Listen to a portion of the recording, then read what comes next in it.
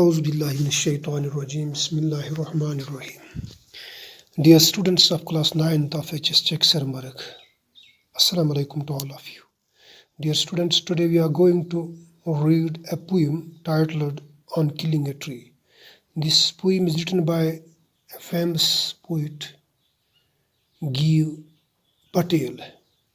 Giv Patel is the poet of this poem. तो प्यारे बच्चों, इसमें डिस्कस करता है इस पोएम में ये शायर पोइट कि ट्री का मारना, दरख्त का मारना कोई आसान काम नहीं है। क्योंकि दरख्त जब उगता है, जब बढ़ता है, तो इसको बढ़ने में काफ़ी वक्त लगता है, लेकिन मारने में इससे भी ज़्यादा वक्त लगता है। यानी आप अगर चाहो कि दरख्त को हम ख़त्म करें तो ख़त्म करने में इससे ज़्यादा टाइम लगता है बनिस्बत इसकी ग्रोथ की।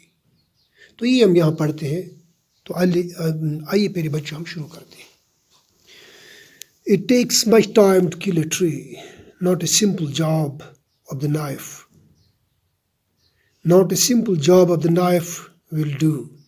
It has grown slowly, consuming the earth, rising out of it, feeding upon its crust, absorbing years of sunlight, air, water, and out of its leprous hide, sprouting leaves. पहली stanza में शायर कहता है, It takes much time to kill a tree. एक दरख्त को मार डालने में काफ़ी वक्त लगता है। ये कोई आसान काम नहीं कि हम इसको चाकू के एक वार से ख़त्म कर दें। यानी चाकू के एक वार से एक दरख्त ख़त्म नहीं हो सकता है, क्योंकि इसकी जो ग्रोथ होती है वो आहिस्ता आहिस्ता होती है। तब जाके ये इस दरख्त को हम पूरी मजबूती के हालत में देखते हैं जब ये कंज्यूम करता है अर्थ के उस क्रस्ट से, अपनी ग़िज़ा हासिल करता है, वो मिनरल्स, वो वाटर, रूट्स के दायरे जब ये हासिल करता तभी जाके ये बड़ा दरख्त बन जाता है। इसको बढ़ने में काफ़ी वक्त लगता है। जब ये मिनरल्स वगैरह ज़मीन से हासिल करता है तब जाके ये बड़ा दरख्त बन जाता है। तो इसमें किस किस चीज़ का दखल होता है इसकी इस बढ़ने में दरख्त के? ज़मीन का दखल होता है इसमें। ज़मीन से अपनी वो कुव्वत चूस के हासिल करता है तब जाके बढ़ जाता है, तब जाके ये एक ताकतवर दरख्त बन जाता है। और साथ साथ क्या करता है, ये अपने अंदर सूरज की रोशनी को जज़ब करता है, साथ साथ हवा भी लेता है, इसके साथ रूट्स के ज़रिए से वाटर लेता है। तब जाके क्या होता है इसमें, and out of its leprous hide sprouting leaves. यहाँ इसने वो मेटाफोर इस्तेमाल किया है, मेटाफोरिक डिवाइस यहाँ इस्तेमाल किया, लेप्रस हाइड। लेप्रस कहते हैं लेपर, लेप्रोसी आप समझते हैं कि कोढ़ के मर्ज़ को हम कहते हैं लेपर। तो यहाँ इसने इसी के साथ इसकी तशबीह दी है, लेप्रस हाइड, यानी वो जो इसकी जो होती है वो जिल्द होती है एक दरख्त की, वो उसी लेप्रस वाले मर्ज़ जैसी होती है। उस लेप्रस वाले उस छाल हम कहेंगे, जो उस छाल से इसमें से फिर पत्ते निकल आते हैं इस दरख्त के। तब जाके इस छाल में से इसके पत्ते निकल आते हैं। यानी काफ़ी अरसा इसको लगता है पत्ते निकलने में, बढ़ने में। तो इसके बाद सेकंड स्टेंजा में शायर कहता है, So hack and chop, but this alone won't do it. So hack and chop, बस आपने इसको मार दिया, फिर टुकड़े टुकड़े कर दिए, but this is alone won't do it. बस इसी चीज़ से ख़त्म नहीं होता है। आपने इसको काटा और इसके बाद टुकड़े टुकड़े कर दिए इस दरख्त के, तो आप ये समझोगे कि दरख्त हमने ख़त्म किया, हमने we have kill this tree now. It is not true that you have killed the tree in this way. to hack and chop it, but not so much pain will do it. इस चीज़ से इसको ज़्यादा दर्द नहीं इसको होता है दरख्त को. The bleeding bark will heal. जो ये रस, या फिर इसने मेटाफोरिक डिवाइस इस्तेमाल किया है, ब्लीडिंग बार्क, इन्हें ब्लीड कहते हैं खून को.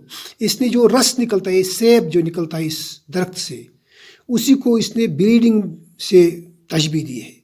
यहाँ कहता है कि फिर इससे वो रस जब निकल आता है, या आप दरख्त को काटते हैं, वहाँ जो इसकी वो जड़ होती है दरख्त की, तो वहाँ से इसको रस निकलता है. तो रस एक दिन हील हो जाता है, फिर वो रस बंद हो जाता है. रस बंद होने के साथ ही फिर वहाँ से छोटे छोटे पत्ते या वो कोपल जैसी वो चीज़ निकलनी शुरू होती है उस दरख्त के उस कटे हुए हिस्से से. तो फिर कहता है शायर यहाँ पर, and from close to the ground will rise curled green twigs. आप ज़मीन के बराबर इसको काट देते हैं, लेकिन ज़मीन के बराबर जो हिस्सा ज़मीन के अंदर रहता है जड़ों समेत, तो वहाँ से वो कर्ल टाइप का वो ग्रीन twigs निकलना शुरू होता है. वो गंगरोली किस्म के वो सब्ज पत्ते निकलना शुरू होते हैं, छोटे छोटे पत्ते निकलना शुरू होते हैं. miniature boughs which if unchucked will expand again to foremost size. अगर आप फिर इसके साथ छेड़छाड़ नहीं करोगे, वो छोटी सी जो कोपल निकलती है वहाँ ज़मीन की सतह, ज़मीन के अंदर जो होते हैं, जो पोर्शन होता है जिसको आप छोड़ देते हैं एक दरख्त को काटने के बाद, अगर इसके साथ आप छेड़छाड़ नहीं करोगे, तो इसको ऐसे ही रहने दोगे, तो वो दरख्त ख़त्म नहीं होता है, बल्कि फिर वो दरख्त उसी साबिका शक्ल की तरह नमूदार होता है, बिल्कुल वही मजबूत दरख्त फिर निकल आता है. ये वो इस तरह आप इस दरख्त को नहीं मार सकते हैं. आप ये समझ लो कि मैंने दरख्त को काट के बस ये ख़त्म हुआ. नो, ऐसी बात नहीं है. The root is to be pulled out. हाँ, तब जाके आप कह सकते हैं कि हमने दरख्त को मार दिया, जब इसके आप जो जड़ें हैं वो बाहर निकालोगे. आउट ऑफ द एंकरिंग अर्थ, उस ज़मीन के उस हिस्से से जिस ज़मीन के हिस्से ने इसको मजबूत से पकड़ रखा है, वहाँ से. It is to be roped, tied and pulled out, snapped out और पुल्ड आउट इंटायरली. आपने इसको क्या करना है, इन जड़ों को इनको बांधना है, रस्सी से बांधना है, तब जाके आपने इसको खींचना है और खींच के इसको बाहर निकालना है, इनके इस दरख्त के जड़ों को पूरी तरह से. आउट फ्रॉम द अर्थ की, उस ज़मीन के उस खोखले हिस्से से जहाँ ये मजबूती से जमा हुआ होता है ये दरख्त, वहाँ से आपने इसको निकालना है.